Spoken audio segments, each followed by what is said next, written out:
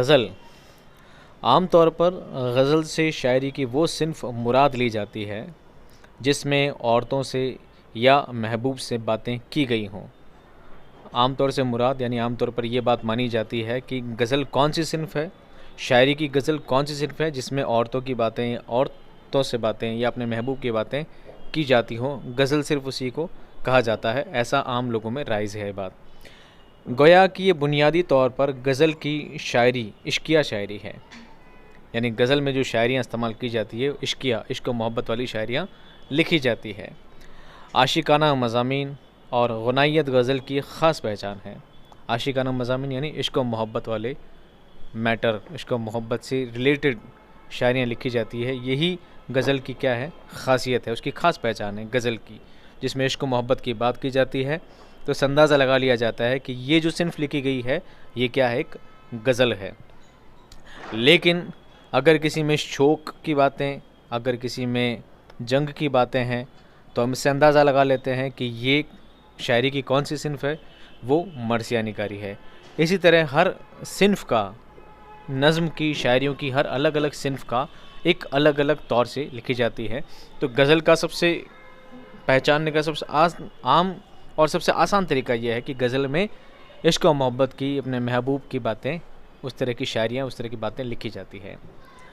लेकिन आहिस्ता आहिस्ता गज़ल में दूसरे मज़ामीन भी दाखिल होते गए।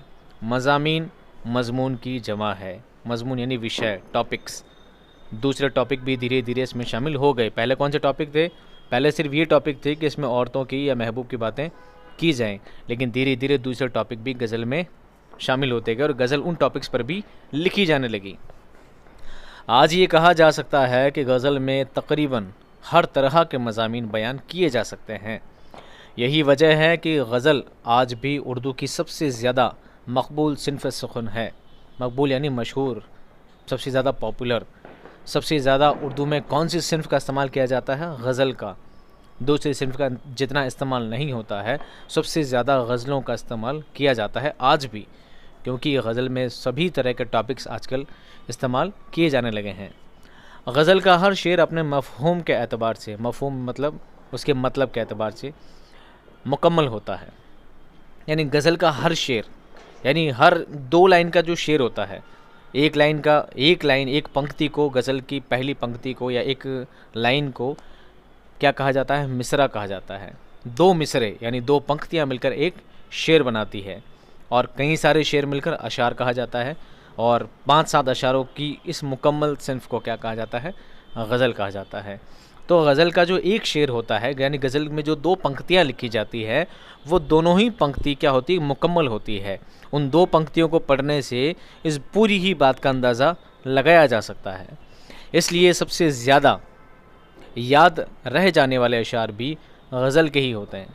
गज़ल के अशार आराम से याद हो जाते हैं, आसानी से याद हो जाते हैं, क्योंकि हर शेर अपने आप में क्या होता है? मुकम्मल होता है, कंप्लीट होता है।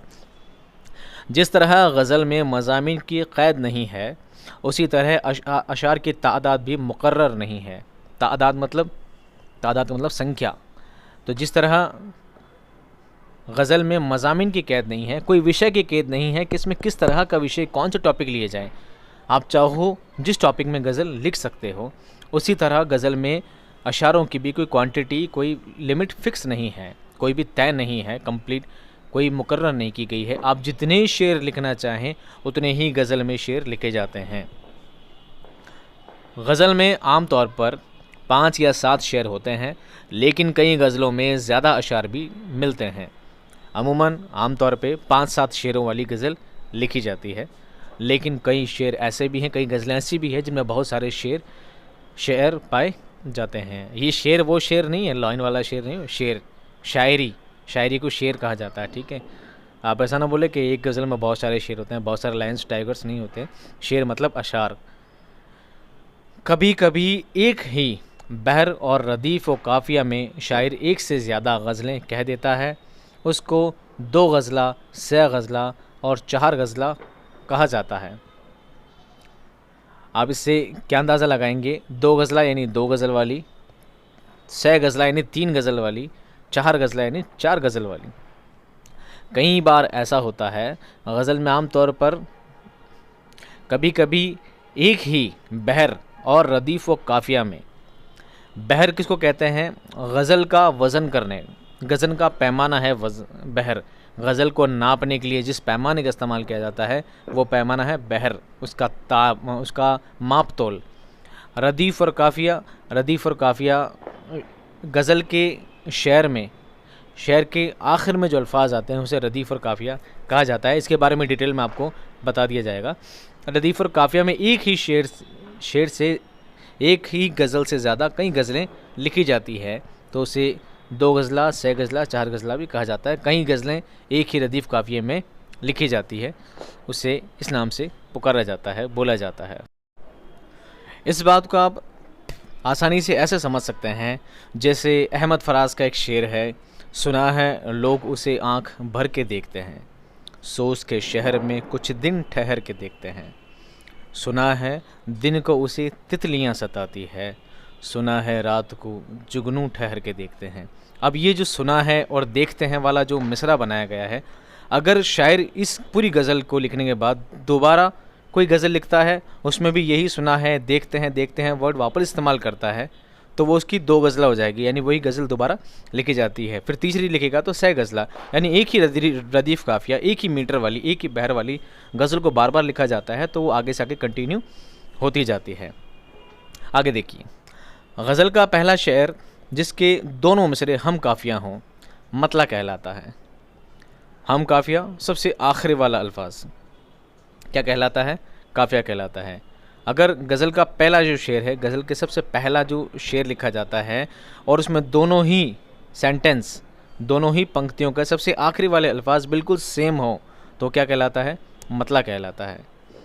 यानी गज़ल के पहले शेर को मतला ही कहा जाता है अमूमन, आम तौर पे। आप आसान भाषा में समझ सकते हैं गज़ल का सबसे आखिरी शेर क्या, सबसे पहला शेर क्या कहलाता है? मतला कहलाता है। गज़ल में एक से ज़्यादा मतला भी हो सकते हैं, यानी पहला शेर मतला हो सकता है, उसके बाद दूसरा शेर भी ऐसा हो सकता है कि उसके आखिरी आने वाले अल्फाज बिल्कुल सेम हो जैसे कि पहले वाले शेर में हो। तो ये ज़रूरी नहीं गज़ल में एक ही मतला होता है, बल्कि गज़ल में एक से ज़्यादा मतले भी हो सकते हैं। गज़ल बग़ैर मतला के भी हो सकती है। अब नई बात, गज़ल क्या है? बग़ैर मतला के भी हो सकती है। ज़रूरी नहीं है कि पहला ही शेर ऐसा लिखा जाए, पहला ही शेर ऐसा लिखा जाए कि उसका दोनों लास्ट में आने वाले शब्द, लास्ट में आने वाले अल्फाज बिल्कुल सेम हो, ऐसा भी ज़रूरी नहीं है। गज़ल का वो आखिरी शेर जिसमें शायर अपना तखल्लुस इस्तेमाल करता है, उस शेर को मक़ता कहते हैं। अब गज़ल पूरी कंप्लीट हो जाती है, पूरी लिख दी जाती है, तो गज़ल के सबसे आखिर में जो शेर लिखा जाता है जिसमें शायर अपना तखल्लुस इस्तेमाल करता है, तखल्लुस मैं आपको पहले भी बता चुका हूँ, पिछले किसी सबक में बता चुका हूँ। तखल्लुस का मतलब होता है शायर जब अपनी शायरी लिखता है तो शायरी के अंदर अपना एक छोटा सा नाम इस्तेमाल करता है, जो नाम उसका होता नहीं है, लेकिन वो शायरी लिखने के लिए उस नाम को इस्तेमाल किया करता है।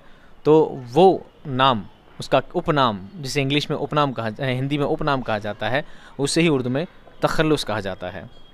जैसे एक नाम है मिर्ज़ा असदुल्ला ख़ान, ये उनका पूरा नाम है, लेकिन वो जब भी अपनी गज़लें शायरी लिखा करते हैं तो सबसे आखिर में अपना एक उपनाम इस्तेमाल करते हैं, तखल्लुस इस्तेमाल करते हैं, गालिब। तो गालिब उनका नाम नहीं है, बल्कि गालिब उनका क्या है? तखल्लुस। ऐसे ही एक शायर हैं शहज़ाद साहब, जो कि मैं हूँ, वो भी अपनी शायरी लिखते हैं तो सबसे आखिर में एक नाम इस्तेमाल करते हैं, एक तखल्लुस इस्तेमाल करते हैं, जो कि है सैफ़ी। ठीक है, वो उनका नाम नहीं है, उनका सिर्फ क्या है? तखल्लुस है। आगे देखिए, कभी कभी मतला में या गज़ल के दरमियान भी किसी शेर में शायर अपना तखल्लुस इस्तेमाल कर लेता है, लेकिन ऐसे शेर को मक़ता नहीं कहते हैं। मिसाल के तौर पर मीर तकी मीर का ये मतला, फिर मौज़े हवा पैंचा ए मीर नज़र आई, शायद की बहार आई ज़ंजीर नज़र आई। ये जो शेर है इसमें मीर ने अपना तखल्लुस इस्तेमाल किया है, मीर, और मीर जहाँ लिखा है उसके ऊपर तखल्लुस का निशान भी बना हुआ है। इससे आपको अंदाज़ा लग जाएगा कि ये किसी शायर का तखल्लुस है, उसका नाम है। तो जिस गज़ल की सबसे आखिरी शेर में जिसमें शायर अपना तखल्लुस इस्तेमाल करता है, अपना नाम लिखता है, उसे क्या कहते हैं? मक़ता कहते हैं। कभी ऐसा भी होता है कि गज़ल के बीच में भी शायर अपना नाम इस्तेमाल कर लेता है, कभी बीच में भी ऐसा होता है, लेकिन उसे मक्ता नहीं कहेंगे। मक्ता किसे कहेंगे? गज़ल के आखिरी शेर को ही मक्ता कहेंगे, फिर चाहे उसमें शायर नाम इस्तेमाल करे या ना करे।